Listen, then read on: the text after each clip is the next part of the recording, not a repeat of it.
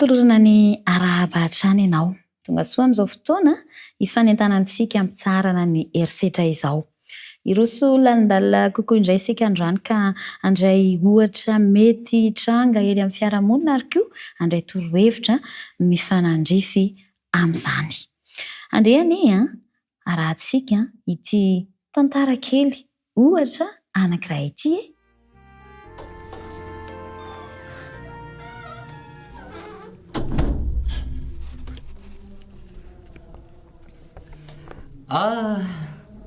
Tena nono zany a. Masaka ve izy eo roneny a? Kely sise. Avy ara-marana ny fikarakarana ato an-dakozia. Enao koa tsy azoko mihitsy a. Enao no mpahandroko asainao an-dakozia indray a. Ka mba miara mikarakara e. Amin'izay vitaingana dia miara mihinana. Sady enao milaza hoe efa noana beko. Aingana enao hoe ny olona efa hoe nona be, mbola be safarindresaka eo ihany. Fa ela be koa nge nareo mikarakara e. Zay ve tsy mbola vita ihany. Efa amin'ny firy zao mbola tsy vita foana. Nefa tsisy ataonao afa-tsy atao trano ato. Andray kosa, tsy ny lakozia irery anie ny sanoko ato e. Ny zanatsika, ny fanadiovana, ny fandaminana ny trano. Ka angatsy izany daholo moa nataon'ireny mpianakaviana rehetra ka. Aingana anao fa tsy be resaka eo e. Ny olona efa hoe nono. Fa mbola vao amin'ny 12 latsaka fefanene zao e. Ny ankizy aza mbola tsy tonga akory. Nona ho aza. Tsy azonao ve zany raha matoty a. Efa hoe nona. Tsy azonao zany. Mbola mandrangitra ihany. Mandrangitra? Maninaka ianao no manao toy izany e. Misy mahasorenanao ve ataoko ato? Misy tsy feno ve izay atolotra anareo atao trano ato? Saika isan'andro ianao dia ohatr'izao foana. Nitabataba, tsy mety Zaranga efa ohatr'izany mihitsy a. Faly ianao bon, tsy faly ianao tsy raharahako. Dadanay ary taloha mbola enjana noho izany. Ko zemba kely ataoko anao eto ny mampimenimenina anao eo. Sady zao nga nitabatabanao zany e. Miteny fotsiny aho hoe nona ho aza. Alefaso amin'izay ka. Kay moa izy roa vavy koa mbola tsy tonga. Reny ankizy reny koa ela loatra. Mahazo amiko reny rehefa tonga eo. Tsy mihazakazaka rehefa mody fa laozana amin'ny lalao antarana fotsiny. Ny olona efa hoe nona be. Herisetra tao amin'ny vava. Tsekenay fikesio tanana zay mandrava. Lavinay herisetra tao ankoraka. Aok'izay. Ao an-tokantrano tokoa no matetika isehon'ny herisetra. Mety eo am-pivady, mety eo amin'ny ray aman-dreny sy ny zanaka, eo amin'ny mpiray tam-po na mety eo amin'izay miara-monina, mety eo amin'ny mpampiasa sy izay olona ampiasainy, mety hoe raha misy dadabe ao, misy dadatoa, mety misy zanaky ny havana ihany koa. Fa tsy izay ihany, tsy ao an-tokantrano ihany fa mety misy koa zany tranga any an-tsekoly na any amin'ny toeram-piasana, araka ny fandraisantsika dia mety hoe eny an-tsena any an-tsaha manerana eo amin'ny fiarahamonina dia efa maro amin'izao vanim-potoana misy antsika izao ny trangana herisetra. Eny mety ho tonga hatrany am-piangonana aza. Fa ny tiana ifampiresahana aminao androany dia ny hoe tompon'andraikitra isika tsirairay avy. Ary izay no ifanentanantsika ny amin'ny hoe andeha samy andray an-tanana ampitsahatra ny herisetra na amin'ny endriny ahoana na ny manahoana izany. Ho an'ireo izay hiaran'ny herisetra na ny fanararaotana ataon'ny hafa, manana rehefa sahiana ampitsahatra an'izany. Ianao ve hiaritra vony eo foana? Ianao ve hiaritra ny ratram-po sy ny levilevy sy izay mety ho fetraikany amin'ny tenanao amin'izany hoe ianao hiaran'ny herisetra izany foana? Masahi mijoro ka miteny hoe aok'izay. Masahi maneho hevitra ary izay fijoroanao izay no hanampy anao ampitsahatra an'izany herisetra mahazo ny tenanao izany. Ary ny tanjona dia izao, ny oarana an'izay trangan-javatra sarotra izay afaka handingana zany iotra n'ilay herisetra mba handeha amina tanjona hafa indray, ahitana fahombiazana hafa eo amin'ny fiainana. Ary izay indrindra moa ny lohahevitra sy ny resaka ifanaovantsika androany dia ny hoe mandingana mihoatra ny herisetra. Mandingana mihoatra ny herisetra, ampirisihana anao hoe raha misy zava-tsarotra eo amin'ny fiainanao, azonao ataony mbola manorina fanantenana ka mandeha mihoatra mandingana an'izany ka mamonjy fahombiazana hafa eo amin'ny fiainanao. Ny voalohany ary arak'izay dia hoe manapa-hevitra mba ampitsaharana ny herisetra izay miatra amin'ny tenanao. Raha toa izany ka ianao no olona hiaran'ny herisetra, raha ny manodidina anao namanao na olom-patantrao dia ampio izy, ampirisio izy ny amin'ny hoe manapa-hevitra ny tsaran'ny herisetra eo amin'ny fiainanao. Fa rehefa tapa-kevitra ianao voalohany indrindra dia afaka ny hijoro am-pahasahiana hiteny hoe aok'izay, afaka aneho ny hoe izaho tsy manaiky ny hiaran'ny herisetra intsony, ka eny teo amin'Andriamanitra amin'ny toe-javatra rehetra ary mangatà hery avy aminy hanananao fahasahiana hiteniny amin'izany hoe aok'izay, aza ampiarany herisetra intsony. Faharoa, raha ilaina ny miataka dia miala lavitra amin'izay mampiatra herisetra anao. Aza hiaretana eo foana fa ny fiainanao lasa ratsy, mikorotana, mitotongana, ny fiainanao izany lasa mihefoy satria fiferontanaina foana no iainanao isan'andro ao.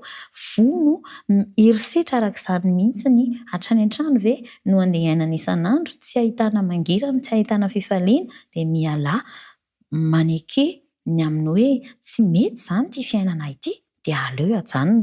Raha ohatra hoe fanararaotana ny vatanao fotsiny ny ataon'ny olona izay mifanerasera miaraka aminao dia hajanony, tsisy tombontsoa anao izany fa vao may fa aty antoka ny hafa no mahazo tsirony dia ianao miaritra fanantenana, aleo miala, aleo hajanona. Ary fomba anankiray ampitsarana ny herisetra ny fialana amin'izay mampiatra ny herisetra, ka ny fanapahan-kevitra hiala no hanampy anao analavitra ary koa nefa ampitsahatra ny herisetra, indrindra raha ianao no hiaran'izany.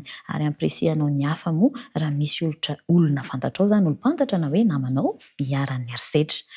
Fahatelo dia izao no lazain'ny Baiboly ao amin'ny Efesianina 4:1-3 ao dia misy an'izao teny izao hoe ary aoka samy alemy fanahy amin'ny namany avy ianareo ka ifampiantra sy ifamela heloka tahaka ny namelan'Andriamanitra ny heloka reo amin'ny Kristy. Averiko indray mandeha, ary aoka samy alemy fanahy amin'ny namany avy ianareo ka ifampiantra sy ifamela heloka tahaka ny namelan'Andriamanitra ny heloka reo amin'ny Kristy. Ohatran'ny hoe sarotsarotra izany raha ho tanterahana, raha manoloana ny herisetra ilay tenin'Andriamanitra.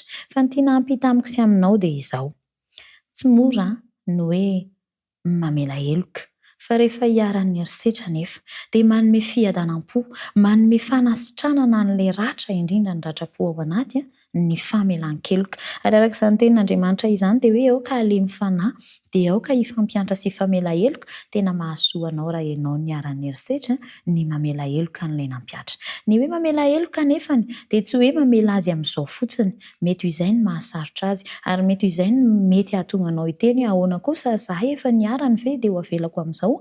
Ny hoe mamela heloka dia tsy hoe mamela azy ho amin'izao fotsiny, fa kosa ilay heloka nataony no avelanao mba hanasitrana anao, mba tsy iny foana izany ny tambesatra amin'ny fiainanao ka apakivina hoe ampitanondrika anao lava, mety ampitomany anao foana, atsiarovanao an'ilay vono, ilay ratra, ilay natao taminao hatramin'izay foana ve, fa avelao ny lasa, mba ny lasa dia mamela heloka, miela, manapa-hevitra ny tsy hampiarany herisetra aminao intsony, dia mandehana ho amina tanjona hafa hitondra fahombiazana amin'ny fiainanao. Dia averina sy amafisina hoe ny famelan-keloka mitondra fanasitranana ary manampy anao hiala ao amin'ilay herisetra ny famelanao heloka, satria ianao amin'izay fotoan'izay tsy hiverimberena an'ilay aretina na ilay fanaintainana ao amin'ny fonao ao foana, fa efa ho adonanao, mety ho tsaroana sisa fa tsy mankarary anao intsony nositran'ny famelan-keloka.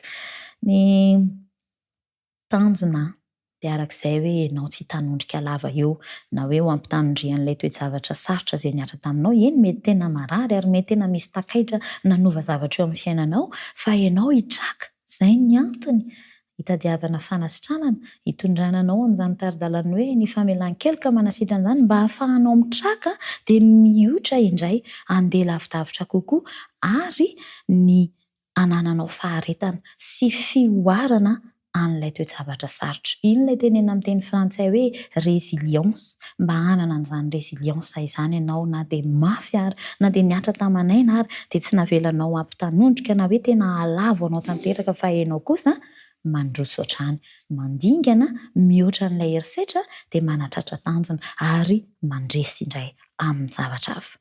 Ny tanjona izany eto dia ny hoe ahitanao fahasambarana indray. Raha ianao no niara-ny herisetra, na ianao no nampiatra herisetra, na ianao mahafantatra olona hafa hiara-ny herisetra, dia entanina sy ampirisianao izy. Hanapa-kevitra hiala, miala miataka amin'izy, dia mamela heloka mba ho sitrana ny ratram-po ary miotra indray andeha lavitra, manao tanjona vaovao sady manankina ny zavatra rehetra amin'Andriamanitra mba hamadihana ny toe-zavatra izay ratsy ny iainanao azy teo ho tonga fitahiana indray. Ankoatran'izay dia araka ny nambara hoe ny hoe mamela heloka tsy hoe mamela azy amin'izao fotsiny, fa raha toa ka nisy ratra tena niatra tamanaina, nanimba zavatra, ohatra hoe raha zaza tsy ampy-taona ve no araraotina ara-nofo foana ohatra, dia misy an'ireny toby efa natao hitarainana mikasika ny herisetra ireny, dia aza misalasala manantona azy ireny.